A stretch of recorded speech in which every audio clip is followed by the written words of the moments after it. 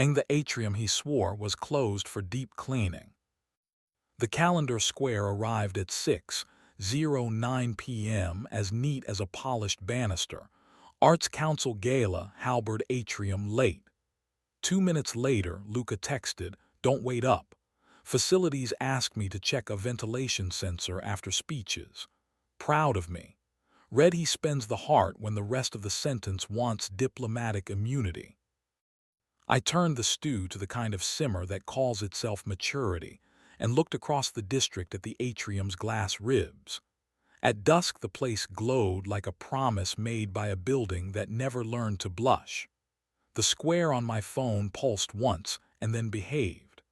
I rinsed an already clean spoon because sometimes unnecessary is the only honest verb available. At 6:26, a number I didn't recognize sent a message that recognized me anyway. If the gala's on level 2, why did he just badge the ground floor atrium? Service door at the loading court. Reader hates witnesses, cover it and lean. I can hold sweep 2 minutes. Signed with a single letter, K, as if the alphabet had leaned on a mop sink and promised not to squeak. Kai runs nights at the atrium the way a good stage manager runs an overture. Out of sight, on time, relieved when art looks easy. He and Luca trade competence in a dialect of locks and leniencies. He and I have shared 2 cigarettes beside the dumpster that smells like donor flowers, and once a laugh sharp enough to make a camera blink as if glass had finally learned shame. We have not touched. I remember not touching more clearly than most men remember vows. "Why tell me?" I wrote.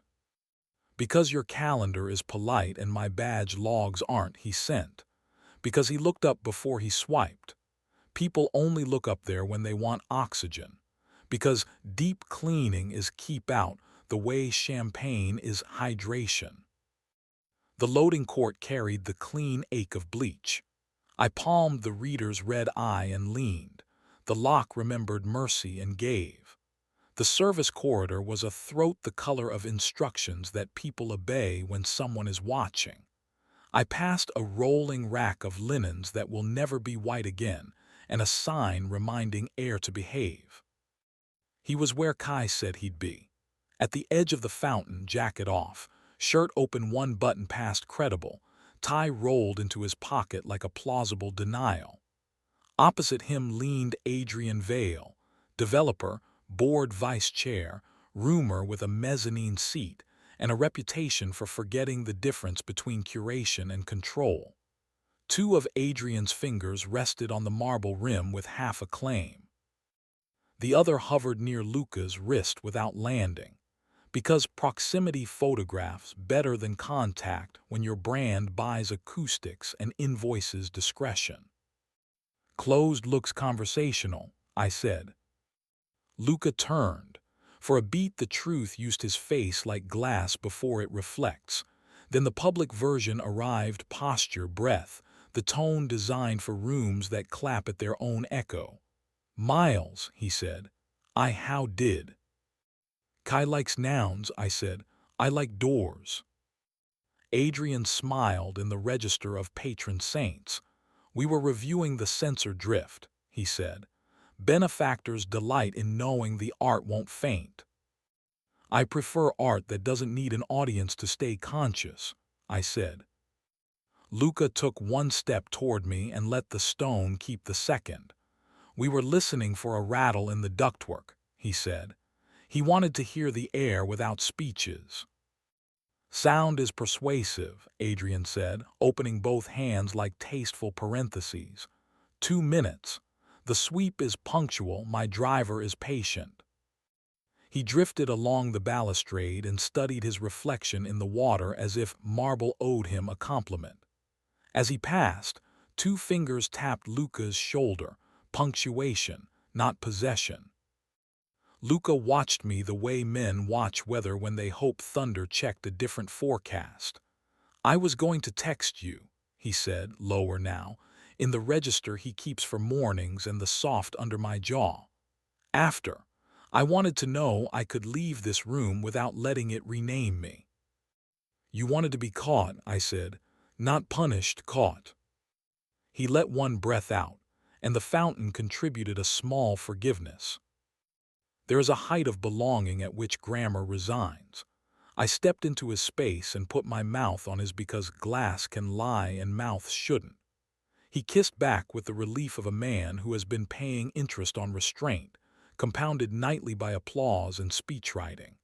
He tasted like gala bourbon and the sweet dust that lives inside vents. My thumb found the hinge of his jaw and pressed.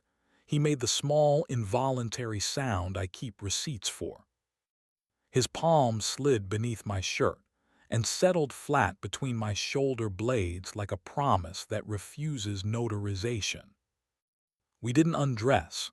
The atrium charges extra and cameras learn quickly. He broke the kiss first because he knows the exact second heat applies for narrative. He put his forehead to mine. Somewhere a fan changed its mind and settled. I didn't kiss him, he said. I wanted to want to, I texted Kai. You did, I said. He prefers oxygen to salvage. Adrian tilted his head the way men do when they mistake echo for consent. He didn't approach. The fountain forgot us because it is better at its job than we are at ours. Come home, Luca said. After I thank the person who hears doors, I said. Kai waited where the public hall becomes honest service, lanyard looped over 2 fingers, the patience of someone who can make floors forgive shoes. He didn't smile. He also didn't make mercy expensive. Sweep hits the ground floor in 90, he said. If you don't want to explain your lives to a flashlight that knows your shoes, cut past freight, take the housekeeping stair to dock, and leave through receiving. The alley cam believes every bin is a bin. You sent the message, I said. I opened a door, he said. You two remembered how to walk. Receiving smelled like rain teaching cardboard to confess. The alley had learned how to be discreet from generations of cigarette smoke. We chose sidewalks over lobbies because lobbies write captions. At home, the stew forgave me for confusing patience with character. We ate standing, like mammals who know where the bowls live. He told me Adrian had been sculpting a compliment into a proposition for weeks, and he had helped because selection feels like love when usefulness empties your pockets. I told him Kai had texted because some people choose air over alibi. He didn't ask whether Kai and I had ever been a worse idea. I didn't say how a green exit sign turns Kai's mouth into punctuation that finally understands itself. We didn't fight. There wasn't theater left to sell. Later, in bed, we left a sliver of cool like a reservation and let it surrender because the night had already billed us for restraint. He kissed me with the steadiness I trust more than policy. I put my mouth where his jaw goes humble and told it a morning. It was heat without spectacle. The building minded its breath. The city rehearsed forgetting our names, and we approved the draft. Morning behaved. Coffee made its case. The calendar square for tonight stayed blank, which in this town is the kink we can afford. Luca tied a tie over a throat I intend to retire with patience and kissed me like the door already knew our names. He left to explain stability to a breakfast that confuses glass with virtue. At 9:14, a text arrived from a number saved as one letter. No atrium cam saw anything but reflections. I looped a fan test for 20. Consider it training. I sent, you're very proud of your training. He replied, I'm proud of your exit. No punctuation correct. By noon, a society blog posted Adrian in a champagne halo under a photo of the sculpture, captioned with stewardship and heritage. I scrolled past. It wasn't our room. At 1:21, Luca sent a picture of our kitchen plant basking in a dutiful square of sun. Room exists, he wrote. The week pretended to be a program you could trust. Adrian sent a revised pledge with fewer adjectives and more commas. Luca read until commas became a harness and set it face down. He pressed his forehead to my temple for 7 exact counts. The air remembered its job. 2 nights later, the atrium hosted Night with the Collection.